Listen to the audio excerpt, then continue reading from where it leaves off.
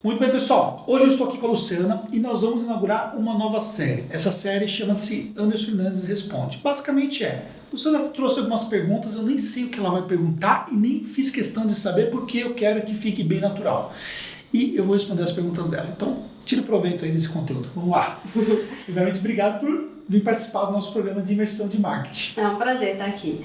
Bom, já está rolando na internet aí para todo lado um comentário de que a profissão contábil pode acabar, enfim. De tudo que a gente está vendo, a gente sabe. A profissão contábil não vai acabar. Por outro lado, a contabilidade tradicional está com seus dias contados. Então eu queria saber, para esse pessoal que ainda não se movimentou, qual que é a sua dica? Então, o que acontece é o seguinte, se esse pessoal não se movimentar nos próximos anos, estamos falando de repente aí, esse ano que nós estamos e o ano que vem, as coisas vão ficar muito mais difíceis. E tem uma razão muito clara em relação a isso, Sandra, que é o seguinte, nós estamos passando por um processo de revolução no mercado contábil. Você vê que tem empresas de software que estão lançando ferramentas que fazem com que grande parte do serviço do dia a dia seja automatizado ou robotizado, dependendo da situação. Nós temos aí empresas que estão integrando informações diretamente dos nossos clientes. Coisas, por exemplo, que nós não tínhamos há alguns anos atrás. E isso hoje permite já dar muito mais agilidade, não só agilidade, mas também agregar muito mais valor para o nosso cliente. Então, à medida que nós estamos tendo processos automatizados, nós estamos ganhando com essas integrações, nós temos que ter novas habilidades para atender às necessidades dos nossos clientes, reformular os nossos serviços. Quem não evoluir vai ficar muito para trás do processo. Por quê? Porque não vai ter um tempo para ter essa curva de experiência necessária para poder então correr atrás. Então, a ideia é começar o quanto antes. O que a gente percebe que um dos fatores é que não tem esse acesso de informação para todo mundo. A informação está disponível, você vem buscar informação, você já acompanha conteúdos pela internet, você vê os eventos que estão acontecendo, você tem se movimentado, muitos outros dos seus colegas têm se movimentado, mas você deve notar que muita gente não está se movimentando. Né? Acontece muito. E aí o que acontece? Esse pessoal que não está se movimentando está perdendo então o acesso a essa informação. E aí essa falta de acesso à informação e também essa falta de movimentação em transformar suas empresas contábeis é que coloca em risco. Tem um monte de contador reclamando, o cliente não dá valor para o meu serviço e tal. Para esse pessoal que ainda continua nesse mimimi da ciência da riqueza e tudo, o que você tem para falar para eles? Então, olha só. Esses movimentos que levam para a valorização profissional, e hoje a gente tem movimentos que realmente trabalham isso, é bem bacana isso, porque de uma certa forma ajuda no processo de motivação, ajuda a gente entender algumas coisas que nós podemos fazer dentro da nossa empresa, dentro do nosso serviço, dentro da nossa atividade como profissional, para poder agregar esse valor, para poder mudar esse retrospecto. Porém, isso é uma coisa que sempre existiu, né? O fato, por exemplo, de o cliente não dá valor, mas isso não é diferente, por exemplo, também em outras áreas. Então, o que acontece é o seguinte, o que a gente tem que saber? Tem que saber separar. O que é que nós temos que é bacana dentro do nosso convívio, dentro do movimento, dentro de uma associação, ou dentro de uma palestra, de um evento, e o que é realmente factível para o mercado. O mercado, como qualquer outra solução que o mercado procura, ele vai procurar aquilo que efetivamente atende a necessidade dele. Então o cliente ele vai valorizar o quê? Vai valorizar aquilo que efetivamente resolve o problema dele. Então esperar que o cliente vá dar aquela valorização, talvez esse exagero desse mimimi, é desnecessário, porque nós também somos assim em outras áreas. Por exemplo, a gente vai no dentista, quando a gente precisa do dentista, a gente não fica, meu dentista, sabe, quando a gente precisa ter um problema, a gente vai procurar o dentista, a gente vai no médico quando efetivamente tem uma necessidade, vai fazer um check-up e tal, a gente não fica, o médico.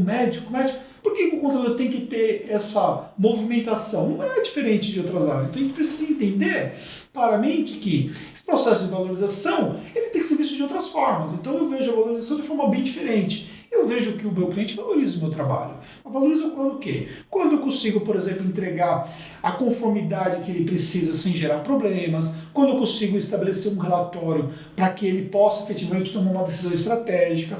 A gente recebe muito pouco cliente aqui, muito pouco mesmo. Mas hoje, por exemplo, nós recebemos um cliente que veio porque ele está com alguns problemas na parte da gestão lá, e ele veio buscar algumas informações dentro dos relatórios que nós temos disponíveis para ele. Então, ou seja, isso é gerar valor, entendeu? E desde o momento que eu estou protegendo o meu cliente, por exemplo, de evitar que ele passe por um processo fiscalizatório, de uma orientação que nós estamos dando, por exemplo, lá na hora que vai fechar o imposto de renda dele, que vem de toda a informação contábil. Então, isso, na minha opinião, é gerar valor para o cliente. Agora, esperar que o cliente dê esse reconhecimento, eu não espero. O reconhecimento que eu tenho é o reconhecimento de pagar os honorários em dia, é efetivamente seguir as orientações, é o reconhecimento que eu espero. Agora também eu me coloco no lugar do cliente como eu me comporto em outras situações. Então acho que o contador, o profissional contábil, ele tem que se preocupar menos com essa questão de achar que o mercado vai ter que dar toda essa valorização e fazer bem feito o trabalho dele e ser feliz com aquilo que ele faz. Ele precisa enxergar que o que ele faz gera valor. E aí, consequentemente, o fato do cliente não reconhecer é apenas uma consequência desse processo todo, entendeu?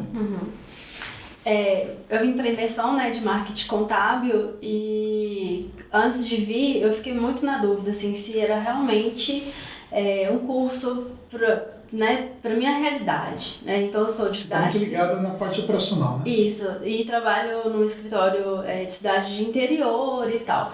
Então, assim, a respeito do marketing contábil, eu acho que seria bacana de a gente esclarecer se é para todo tipo de negócio contábil, né? Se é para ramo maior, menor, marketing contábil online, offline, o que funciona melhor e tudo. Então, vamos lá. Primeira coisa que você tem que considerar que existe uma amplitude no marketing contábil. Então, você viu, por exemplo, aqui nesse primeiro dia, a quantidade de diferentes ações que é possível você fazer. O que você vai ter de diferente de uma empresa como está aqui na nossa cidade, de um formato como o nosso negócio aqui, que é essencialmente digital, de uma empresa que está numa cidade também como a nossa, mas tem um formato ainda mais tradicional, ou seja, tem pouca preponderância no digital, e de uma empresa, por exemplo, como é o caso, onde você está numa cidade bem menor, onde uma preponderância ainda muito pouco digital. O que vai fazer mais sentido de ações que você pode fazer?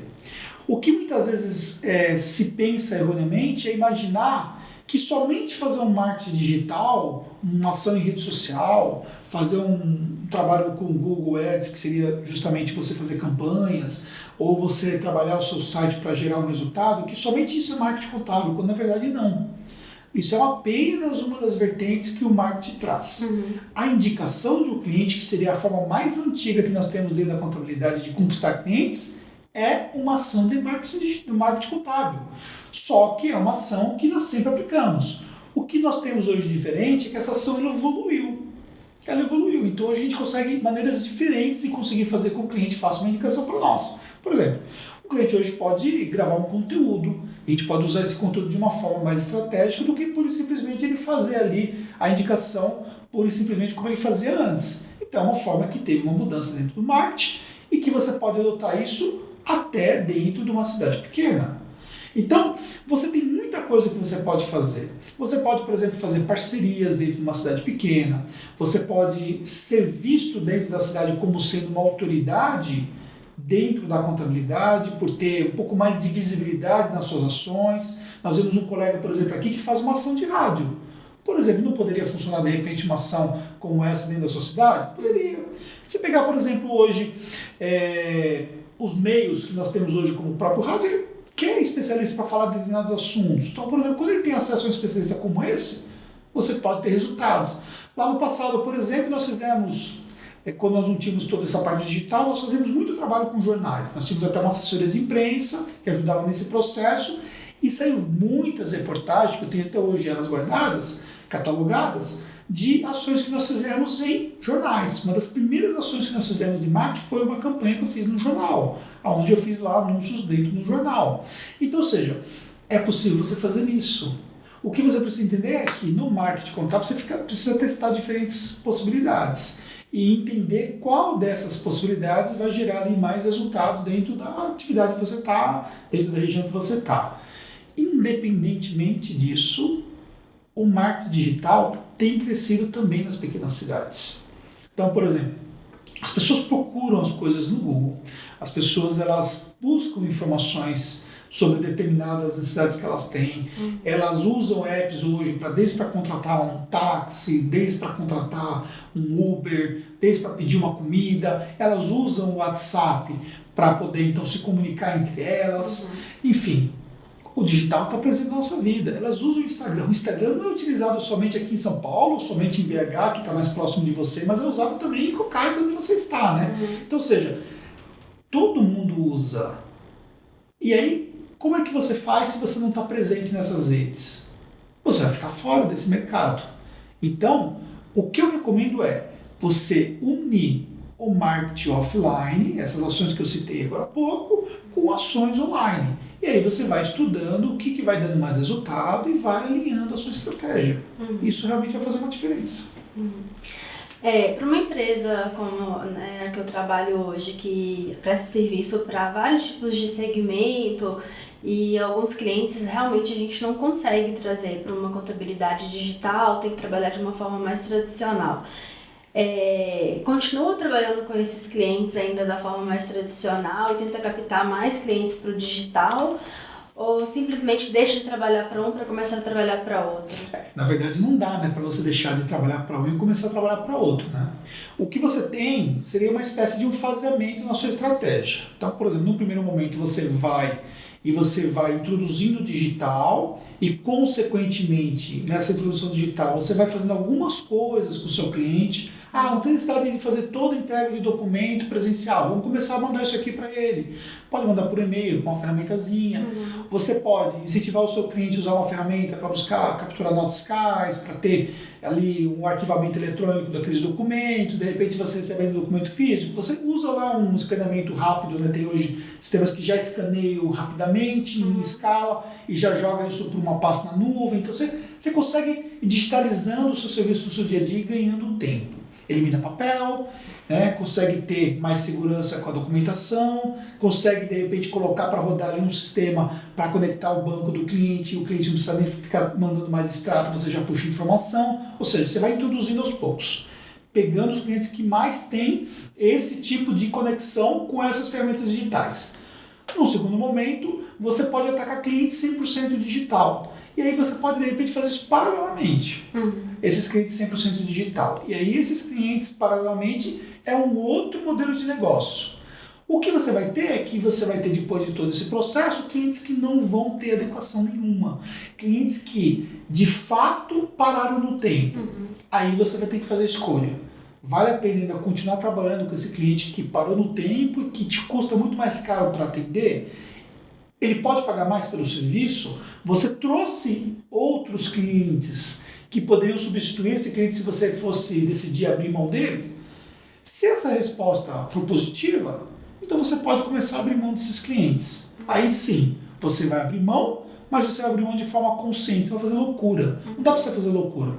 Lembra que nós falamos no começo da conversa? Que nós temos um processo de transformação. Então vamos fazer esse processo de transformação de forma gradativa.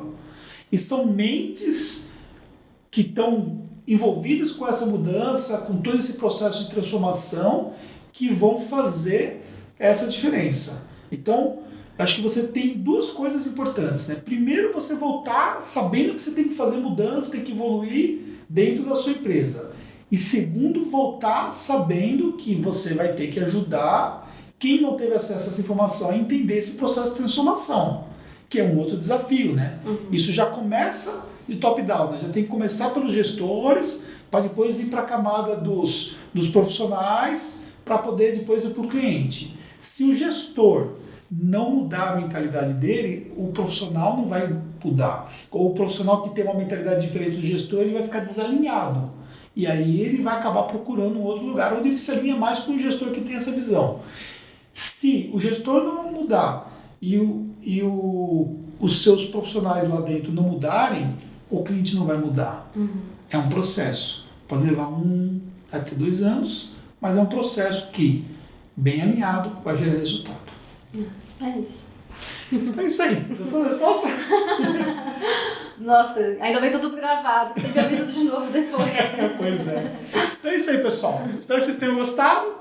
Eu não sabia nada que ela ia perguntar e é muito bom assim, porque fica um negócio bem natural e de repente você também pode participar de um programa como esse, um dia que você vier aqui participar do nosso programa presencial. Sandra, obrigado, tá bom? E até um próximo vídeo.